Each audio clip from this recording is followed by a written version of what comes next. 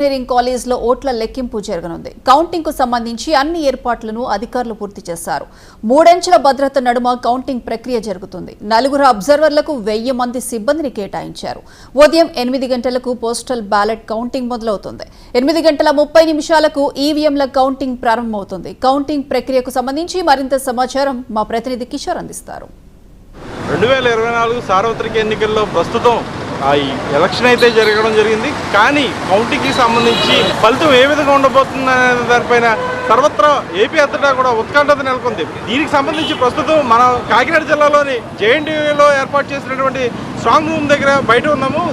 వాటికి సంబంధించినటువంటి ఏర్పాట్లలో పూర్తిగా కాకినాడ సంబంధించినటువంటి కలెక్టర్ అటు ఎస్పీ గారు కానీ పూర్తి స్థాయిలో అన్ని ఏర్పాట్లు చేయడం జరిగింది. ఎలక్షన్కి సంబంధించిన ఈసీ కూడా పూర్తి స్థాయిలో ఏర్పాట్లు చేయడం జరిగింది. ఇందులో మనం పూర్తిగా గమనించాల్సిన విషయం ఏంటంటే 3 అంచెల భద్రత మధ్య పోలింగ్కి సంబంధించినటువంటి పూర్తి ఏర్పాట్లు చేయడం జరిగింది. మనకు తెలిసిన పూర్తి స్థాయిలో ఎలక్షన్కి సంబంధించి ఎలక్షన్లో పూర్తిగా అన్ని ఏర్పాట్లు చేయడం జరిగింది. అలాగే పోలీసుల సంరక్షణలో పోలింగ్కి సంబంధించినటువంటి పూర్తి ఏర్పాట్లు పోలింగ్కి సంబంధించినటువంటి అన్ని ఏర్పాట్లు చేయడం జరిగింది. ఎప్పటికప్పుడు అధికారులు దీనిపైన ప్రత్యేక శ్రద్ధ వహించడం జరిగింది. ఎందుకంటే అల్లర్లు జరిగే నేపథ్యంలో ఎక్కువగా పోలింగ్ జరిగిన తర్వాత అల్లర్లు జరిగే సంబంధం ఉంటుందని ఇప్పటికీ వచ్చిన సమాచారం మేరకు 3 అంచెల భద్రత ఏర్పాటు చేసినట్టు తెలుస్తుంది. అలాగే పోలీసులు పూర్తి స్థాయిలో పోలింగ్కి సంబంధించి ఏర్పాట్లు చేయడం, అందులో పోలింగ్కి సంబంధించినటువంటి ఎటువంటి ఆంక్షల విషయంలో ఎటువంటి నిష్పక్షపాతంగా ఉన్నారని చెప్పి తెలుస్తుంది. అదే విషయంలో జేఎన్టీయూలో ఏర్పాటు చేసినటువంటి స్ట్రాంగ్ రూమ్లో ఎప్పటికప్పుడు కలెక్టర్ అలాగే ఎస్పీ కూడా పూర్తి స్థాయిలో రిటర్నింగ్ అధికారులు కూడా ఎప్పటికప్పుడు అధికారులు సైతం పూర్తి స్థాయిలో ఎప్పటికప్పుడు వీటి గురించి తెలుసుకునే ప్రయత్నం చేస్తున్నారు. అలాగే ఎవరిని అనుమతి లేకుండా ఎవరిని కూడా జేఎన్టీయూలోకి అడుగుపెట్టే పరిస్థితి లేదు.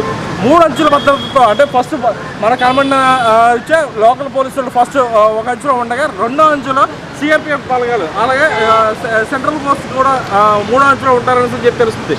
స్ట్రాంగ్ రూమ్లో ఇప్పటికే పూర్తి స్థాయిలో ఏర్పాటు చేసినటువంటి ఓటింగ్ లెక్కింపుకి సంబంధించినటువంటి ఏర్పాట్లు పూర్తి స్థాయిలో ఏర్పాటు చేశారని చెప్పి తెలుస్తుంది. మరికొద్ది క్షణాల్లో పోలింగ్కి సంబంధించినటువంటి పూర్తిగా అన్ని ఏర్పాట్లు చేశారు. ఇక్కడ కాకినాడ జిల్లాకు సంబంధించినటువంటి అన్ని ఏర్పాట్లు కలెక్టర్ నివాస్ అలాగే జిల్లా ఎస్పీ అయినటువంటి సతీష్ గారు పూర్తి స్థాయిలో ఈ ఏర్పాట్లు నిర్వహించారని చెప్పి ఎన్నికలకు సంబంధించినటువంటి ఈసీ ఎలక్షన్ కమిషనర్ కూడా ఇందులో పూర్తి నిమగ్నత అయ్యారని చెప్పి తెలుస్తుంది.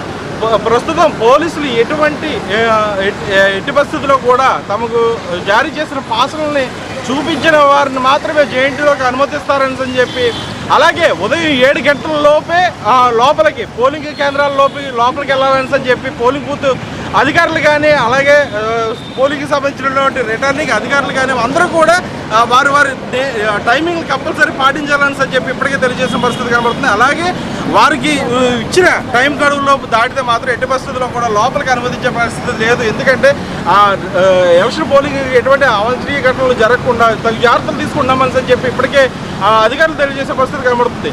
కెమెరామెన్ శ్రీడుతో కిషోర్.